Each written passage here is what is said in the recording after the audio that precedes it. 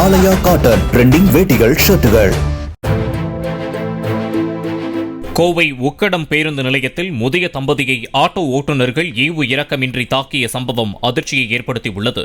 பேருந்து நிலையம் வந்த அந்த முதிய தம்பதி ஓரிடத்திற்கு செல்வதற்காக ஆட்டோ ஓட்டுநர்களிடம் வாடகை குறித்து பேசியுள்ளனர்.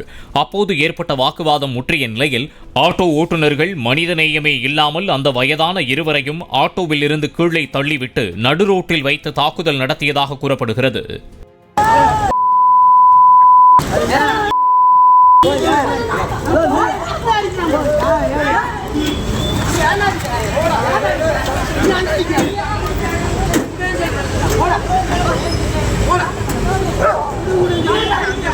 இந்த வீடியோ வெளியான நிலையில் சம்பவம் குறித்து போலீசார் விசாரித்து வருகின்றனர்.